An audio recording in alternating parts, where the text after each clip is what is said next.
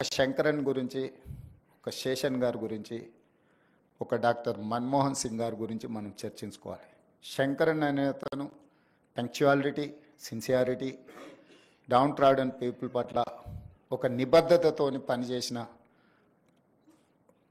ఒక గొప్ప ఐఏఎస్ అధికారి. కానీ ఈ రోజుల్లో కొత్తగా సర్వీస్లో చేరిన ఐఏఎస్ అధికారులను అడిగితే కూడా వారి పేరు గుర్తు రావడం లేదు. అదేవిధంగా శేషన్, ఈ దేశంలో ఎలక్షన్ కమిషన్ ఉంటుంది, election commission can execute or ఈ అన్ని అంశాలను అసలు ఒక ఫ్రేమ్లోకి పట్టుకురావచ్చు. రాజకీయాలలో ఎంత దిగ్గజాలైనా ఒక ఫ్రేమ్లో పనిచేయాల్సిందే, తప్పదు ఎన్నికలను ఎదుర్కోవాలనుకున్నప్పుడు. ఒక గొప్ప సందేశాన్ని దేశంలో ఎలక్షన్ కమిషన్ ఆఫ్ ఇండియా ఉంది అని మనందరినీ తట్టి లేపేంత గొప్ప నిర్ణయాలు శేషన్ గారు చేయగలిగినారు.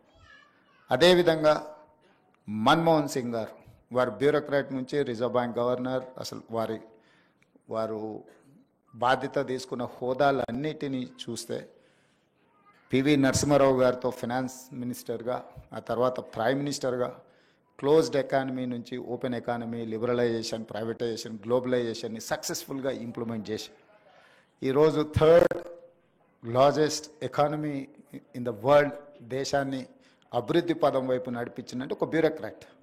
అంటే పొలిటికల్ ఎగ్జిక్యూటివ్స్ జాబ్ బ్యూరోక్రాట్స్ చేయలేరు అనే దానికి ఏం లేదు, చెయ్యగలము అని మన్మోహన్ సింగ్ గారు చేసి చూపించారు.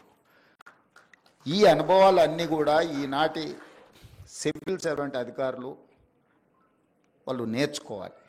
నేను చాలా సందర్భాలలో అంతకుముందు అపోజిషన్లో నేను స్థానిక సంస్థల నుంచి జిల్లా పరిషత్ మెంబర్గా, శాసన మండలి సభ్యుడిగా, శాసనసభ్యుడిగా, పార్లమెంట్ సభ్యుడిగా, all these 20 years I been in opposition.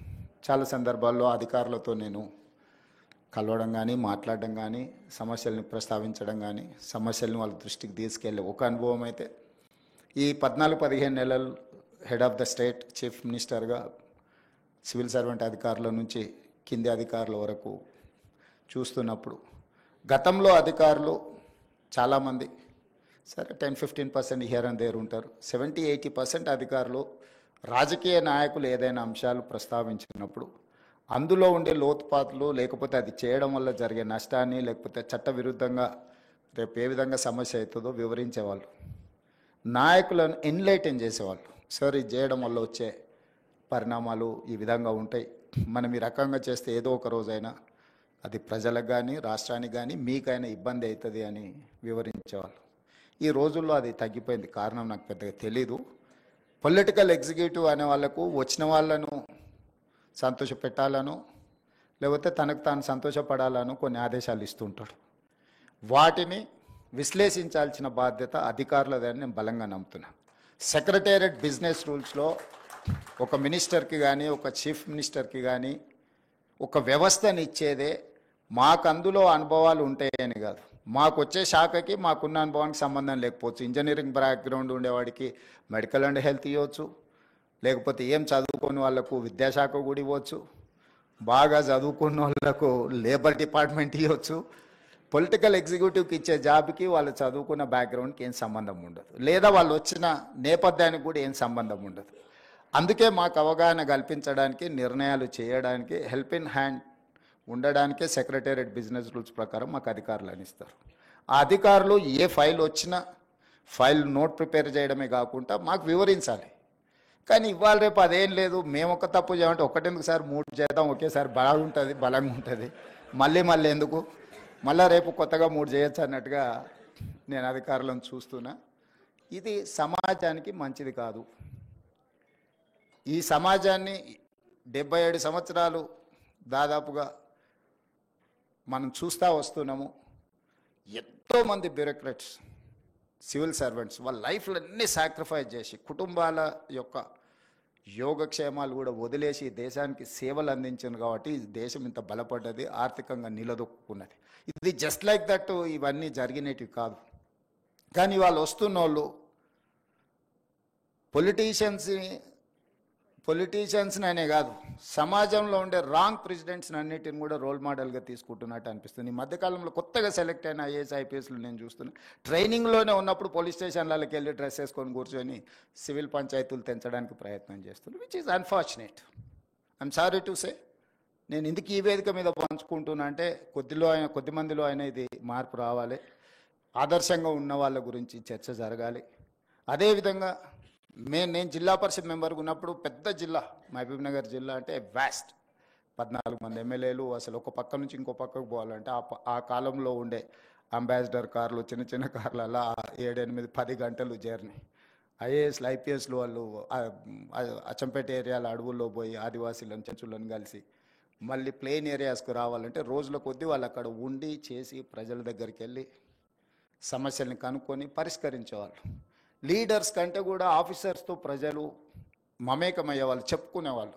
అరే మేము కలెక్టర్ దగ్గరికి వెళ్తే మా ప్రాబ్లం సాల్వ్ అయిందని, లేకపోతే కలెక్టర్ మా దగ్గరకు వచ్చిండు, లేకపోతే మా గూడెంకి వచ్చి కలెక్టర్ గారు కూర్చొని మా సమస్యలు ఉన్నాడని గొప్పగా చెప్పుకునేవాళ్ళు. ఇప్పుడు నేను ఎలక్టెడ్ రిప్రజెంటేటివ్ అయినాక మారుమూల ప్రాంతాలకు వెళ్ళినప్పుడు, సార్ 30 సంవత్సరాల క్రితం సో కలెక్టర్ మా ఊరు వచ్చి మా సమస్యను విన్నాడు సార్, మా సమస్యను పరిష్కరించిన. ఈరోజు పదే పదే నేను ఇన్స్ట్రక్షన్ ఇస్తున్నా. I told my chief secretary to record there service book, field మీద పొమ్మని. అసలు ఏసీ రూముల్లో నుంచి బయటకు వెళ్ళడానికి హెసిటేట్ చేస్తున్నారు ఆఫీసర్లు. మరి నాకు తెలియదు, మరి ఏసీ అనేది ఏమన్నా జబ్బేమో.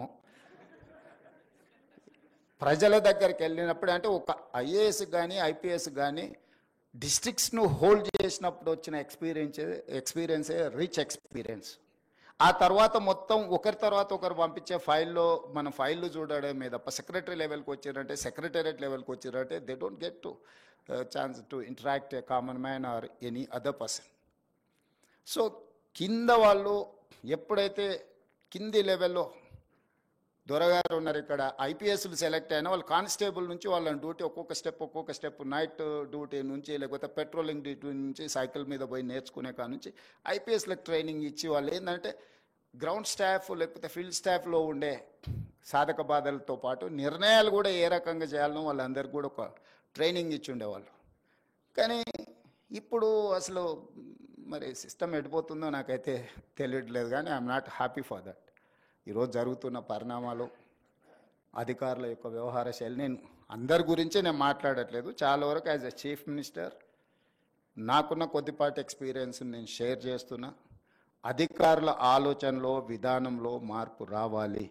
నిబద్ధత కలిగిన అధికారికి తప్పకుండా గుర్తింపు ఉంటుంది. రాగానే పోస్టింగ్ రాకపోవచ్చు, కానీ రాష్ట్రానికో ప్రజలకో ఏమన్నా చేయాలి అని నాయకుడు అనుకున్నప్పుడు ఖచ్చితంగా నిబద్ధత అధికారి ఎక్కడున్నాడో ఎతికి మరీ పోస్టింగ్ ఇస్తాం. ఎందుకంటే మేము పర్ఫామ్ చేయాలంటే మేము డైరెక్ట్గా పర్ఫామ్ చేయడానికి ఏమి ఉండదు. My officer has to perform, then only I can say something. నేను ఏమైనా పాలసీ డెసిషన్ చేయగలం యాజ్ ఎ పొలిటికల్ ఎగ్జిక్యూటివ్, కానీ ఇంప్లిమెంట్ చేయాల్సిన వ్యవస్థ మొత్తం ఎగ్జిక్యూటివ్ ఆఫీసర్స్దే. వాళ్ళే మమ్మల్ని ఎన్లైటన్ చేయాల్సింది, మాకు అవగాహన కల్పించాల్సింది, అన్ని సబ్జెక్టులలో ఏ సబ్జెక్టులో ఏముంటుంది, ఏం చేస్తే ఏమవుద్దని అవగాహన కల్పించాల్సింది అధికారులదే బాధ్యత.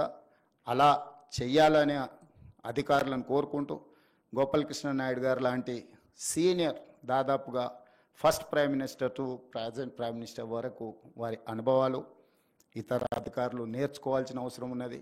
అప్పుడప్పుడు సీనియర్ బ్యూరోక్రాట్స్, రిటైర్డ్ అధికారులు వీళ్ళతో ఒక ఇంటరాక్షన్ లేకపోతే ఏదైనా ఒక సెషన్ పెట్టి చేస్తే అది కొంత ఉపయోగకరంగా ఉంటుంది. అట్లాంటి కార్యక్రమాలు వీలైనంత మేరకు ఆర్గనైజ్ చేసి వాళ్ళ అనుభవాలను ఇతరులకు చెప్పడానికి అవసరమైన ఏర్పాట్లను రాష్ట్రం తరఫున ఏర్పాటు చేయమని చెప్పి మా చీఫ్ సెక్రటరీ గారికి ఆదేశాలు ఇస్తూ, ఎందుకంటే ఆ ఎక్స్పీరియన్సెస్ వాళ్ళు షేర్ చేసుకుంటే, ప్రత్యక్షంగా వింటేనే వాళ్లకు అవగాహన కలుగుతుంది.